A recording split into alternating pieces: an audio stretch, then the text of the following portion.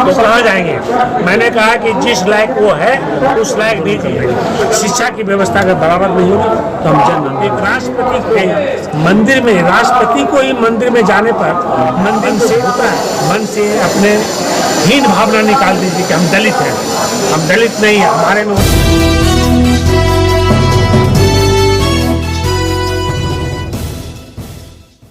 तो दोस्तों नमस्कार, मैं हूं संजय भाई। जिससे जानते हैं कि लगातार समाज हित के लिए डॉक्टर जगदीश प्रसाद जी लगातार पूरे संपूर्ण बिहार और साथ में संपूर्ण भारत में भी लोग लगातार लोगों के शिक्षा के लिए तमाम अलग चलाने के लिए चल पड़े हैं।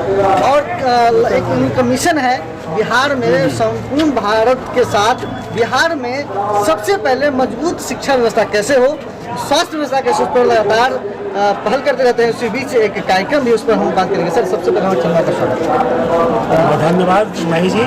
ऐसा है कि बिहार का जो मैंने देखा स्कूल और आवासीय स्कूल, खास करके हमारे अनुसूचित जाति अनुसूचित जनजाति का स्कूल, तो उसमें 17 टीचर होना चाहिए। कहीं पर 5 टीचर है, कहीं पर 6 टीचर है। और हरनौत, जहाँ पर हमारे मुख्यमंत्री का घर भी है हरनौत, वहाँ का तो स्कूल का बिल्डिंग ही नहीं है। तो पढ़ाई कहाँ होती है भाई? तो पढ़ाई मास्टर साहब अपने ऑफिस में करवाते हैं और क्लास से 1 तक 5 के बच्चे है ही नहीं। रोल नंबर लिखा हुआ है लेकिन बच्चे कहाँ हैं? तो बच्चे घर पर हैं। तो ये हमारी स्थिति है, शिक्षा की स्थिति है। दूसरा, सरकारी स्कूल में विजिट किया, पता चला मैथमेटिक्स का टीचर को मैथमेटिक्स नहीं आ रहा है, इंग्लिश के टीचर को इंग्लिश नहीं आता पढ़ाने, साइंस के टीचर को साइंस का ज्ञान नहीं है। तो ऐसे ऐसे शिक्षक बहाली हो गए स्कूलों में, और जहाँ पर खाली गरीब के बच्चे पढ़ते हैं, शेड्यूल कास्ट के बच्चे पढ़ते हैं, या अति पिछड़े के बच्चे पढ़ते हैं, या माइनॉरिटी के बच्चे पढ़ते हैं। कई 3 कैटेगरी के बच्चे वहाँ पढ़ते हैं जो गरीब हैं, और उनकी पढ़ाई को बर्बाद करके वो पूरे परिवार को सरकार जो है बर्बाद कर रही है। तो हमारा सरकार से डिमांड यही है कि भाई तुम्हारा जो, अगर तुम केंद्रीय विद्यालय में सरकार और नवोदय विद्यालय में अच्छी शिक्षा की बहाली कर सकते हो, तो सरकारी स्कूल में अच्छी शिक्षा की बहाली क्यों नहीं करते? वही सुविधा जो तुम केंद्रीय विद्यालय में देते हो, नवोदय विद्यालय में देते हो, वही तुम सरकारी स्कूल में दो। क्योंकि और सिमुलतला में ऑलरेडी दे रहे हैं। तो ऐसा हमने उनको ये भी कहा है कि उसको ऑटोनोमस कर लीजिए या आप अच्छे शिक्षक से बहाली करें। क्योंकि जब तक हमारे बच्चों को शिक्षा नहीं देंगे, हमारा परिवार का विकास नहीं हो पाएगा। शिक्षा ही विकास की जननी है। जिस घर में शिक्षा होगा उस घर का, उस परिवार का विकास कोई नहीं रोक सकता। वर्तमान में जो सब टीचर बहाली हो रहे हैं, सिविल से क्वालिफाई हो रहे हैं, अच्छी नहीं, अच्छे टीचर का बहाली को देखना है तो आप तेलंगाना में देखिए, वहाँ पर शिक्षक को चुना जाता है। चुनने के बाद उसको स्क्रूटनी करती है। हर विषय के 5 एक्सपर्ट बैठते हैं कि उस विषय में उसका ज्ञान है कि नहीं। ज्ञान होने के बाद उस शिक्षा का 6 महीने का ट्रेनिंग दिया जाता है कि तुम बच्चों को कैसे पढ़ाओगे। उसके बाद शिक्षा को लिया जाता है। आवासीय स्कूल गरीबों के लिए तेलंगाना में भी खोला गया है, लेकिन वहाँ पर जो शिक्षा का देखिएगा कि उस शिक्षा का जो गुणवत्ता है वो केंद्रीय विद्यालय या नवोदय विद्यालय से किसी भी हालत में कम नहीं है। तो अगर तेलंगाना का गवर्नमेंट कर सकती है अनुसूचित जाति के लिए, पिछड़े जाति के लिए, माइनॉरिटी के लिए, तो बिहार की सरकार क्यों नहीं कर सकती? ये हम जानना चाहते हैं। वर्तमान में जो बहाल है, अगर उसको हटाने की बात आएगी तो कहाँ जाएंगे। मैंने कहा कि जिस लायक वो है उस लायक भेजिए। अगर उसको पढ़ने नहीं आता तो उसको सफाई कर्मचारी बना दीजिए, नर्सिंग ऑर्डरली बना दीजिए, किसी को क्लर्क बना दीजिए। लेकिन हमारे इस स्कूल में बच्चों की ज़िंदगी बर्बाद करने के लिए उसको नहीं रखा जाए। उसको कोई अदर नौकरी दे दीजिए। उसको तो पैसा से मतलब है, उसको पैसा मिलता रहेगा। ऐसे भी नहीं पढ़ाता है, ऐसे भी पढ़ाने नहीं आता है, तो उसको रख करके हम क्या करेंगे? 1000 टीचर के संगठन बने हैं, तो सबसे पहले आपका विरोध करेंगे और कई सारे दुश्मन पैदा करेंगे। करने दीजिए, दुश्मन पैदा करें। अब दुश्मन पैदा करें, अपने बच्चों को हम अनपढ़ थोड़ी छोड़ देंगे, अपने परिवार को विकास नहीं होने दें। दुश्मन बनता ही रहे। हमारा तो जिंदगी में दुश्मन देखा है। आप क्या समझते हैं, director general government of India में बनने के लिए हमको कितना झेलना पड़ा? आपको मैं कहानी बताऊंगा। इवन मुझे हटाने के लिए भारत सरकार को अपना एज बदलना पड़ा।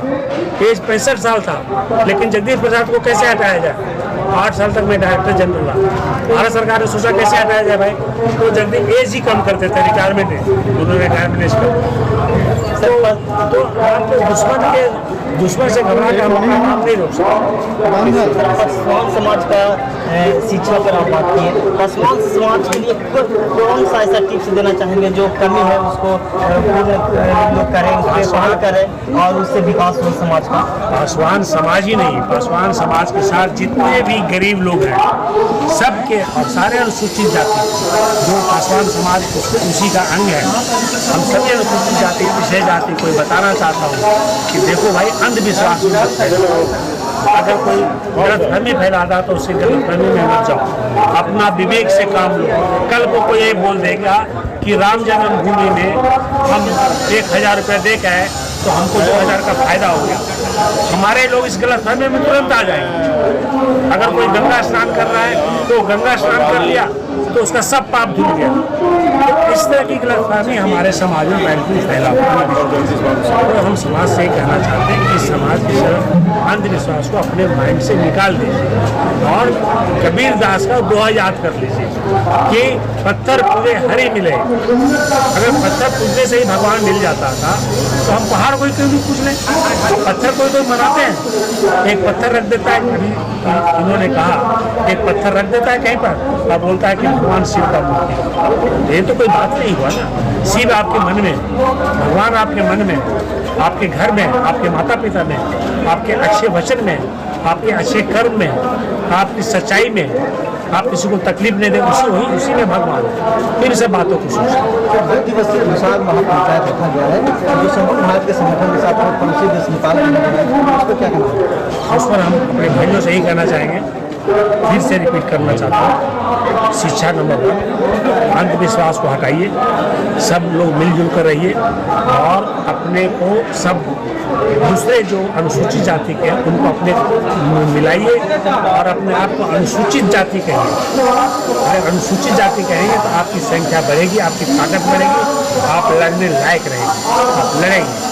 और मन से अपने हीन भावना निकाल दीजिए कि हम दलित हैं। हम दलित नहीं हैं, हमारे में वही खून दौड़ रहा है जो कहता है कि हम अमीर हैं या स्वर्ण हैं, उसमें वही खून दौड़ रहा है, उसका भी 2 हाथ पैर है, हम लोग का भी 2 हाथ पैर है, हमें उसमें कोई अंतर नहीं है, समझे कि नहीं? तो ये हीन भावना हमारे समाज को अपने मन से निकाल देना चाहिए। और ये समाज खास करके जो दुसाध समाज है, ये तो शुरू से वीरवान रहा है, पहलवान रहा है, हिम्मत वाला रहा है, साहसी रहा है। तो इसको तो आगे बढ़ करके अपने भाइयों से, दूसरे जो शेड्यूल कास्ट में और जो जाती हैं उनको मिला करके एक साथ चलना चाहिए, यही हम कहना चाहते हैं। आगामी 27 नवंबर को संविधान दिवस जो है मनाया रहा है, उसका क्या उद्देश्य है? 26 नवंबर को बाबा साहब ने संविधान पार्लियामेंट को समर्पित किया है, तो हम भी 26 नवंबर को मनाना चाहते थे, लेकिन किसी कारण से 26 नवंबर को हमें पटना में जगह नहीं मिल पाई, तो हम उसको संविधान दिवस को 27 नवंबर को मना रहे हैं। और हम लोगों को बताना चाहते हैं कि हमें राजनीतिक अधिकार तो मिल गया, MLA MP तो हम बन गए, लेकिन हमारी सामाजिक क्षमता और आर्थिक क्षमता मेरी बराबर नहीं हो पाई। 75 साल के बाद भी मेरा परिवार गरीब है और मेरा परिवार तो सामाजिक, आप सोचिए ना, एक राष्ट्रपति को मंदिर में, राष्ट्रपति को ही मंदिर में जाने पर मंदिर को धोता है, तो जब राष्ट्रपति को ही सामाजिक क्षमता नहीं मिला तो हम लोग को सामाजिक क्षमता क्या मिलेगा? ये देश का दशा है। तो हम लोगों को बताना चाहते हैं कि अगर ये सामाजिक क्षमता हम लोग को नहीं मिलेगा तो हम लोग जन आंदोलन करेंगे, आर्थिक क्षमता में नहीं मिलेगा तो जन आंदोलन कर देंगे, शिक्षा की व्यवस्था अगर बराबर नहीं होगी तो हम जन आंदोलन करेंगे। यही हम इसीलिए हम लोगों को बुला रहे हैं। सर, जब भी जन आंदोलन की बात करेंगे हो सकता है कि आप आरोप लगाने के नेता अब कोई बोले उसको कह दे नेतागिरी, जो हम नहीं जानते कि क्या है, अगर इसको नेतागिरी कहना चाहे तो नेतागिरी कह दे। मुझे इसकी परवाह नहीं कि मुझे क्या कहना चाहता है, नेतागिरी कहना चाहता है। देखिए, मैं एक दिल का डॉक्टर हूँ और कोई भी बीमारी होता है तो उसका इलाज काट के ही करते हैं। हार्ट वाल खराब हो गया, वाल निकाल देते हैं, नस खराब हो गया, नस में दूसरा नस लगा देते, वो नस नहीं काम कर रहा है ना, जैसे ही सरकार नहीं चल रही है दूसरा सरकार लिया तो चले ठीक से, वो कर देते हो। तो हमारे पास तो सबका इलाज है, जब हार्ट का इलाज कर सकता है जिससे आप जिंदा हैं तो सरकार का भी इलाज करेंगे। एक लास्ट क्वेश्चन सर, क्या संदेश देंगे, क्योंकि आपको संपूर्ण भारत के लोग आपका आदर्श मानते हैं, तो क्या संदेश देंगे कि मिलजुल कर लोग रहें और जितने गरीब लोग पर दया करिए, गरीब लोग को शोषण ना करिए, अच्छा व्यवहार करिए, बच्चों को पढ़ाइए, परिवार को पढ़ाइए और अपने आप को स्वस्थ रखिए और लड़के लड़कियों में अंतर मत समझिए। मेरी भी 2 बेटियां हैं, दोनों बेटियों को मैंने पढ़ाया। एक हार्ट सर्जन है, एक गायनकोलॉजिस्ट है। मेरे दिमाग में आज तक नहीं आया कि बेटा होना चाहिए। तो बेटा और बेटी में कोई फर्क न समझे, ये भी मैं अपने परिवार को कहना चाहता हूँ और आपके माध्यम से भी कहना चाहता हूँ कि ज़्यादा बच्चे को पैदा ना करें। अगर 2 बच्चे रहेंगे आप उनके लुक आप तो ठीक से कर पाएंगे, ज़्यादा रहेंगे आप उनकी देखभाल नहीं कर पाएंगे।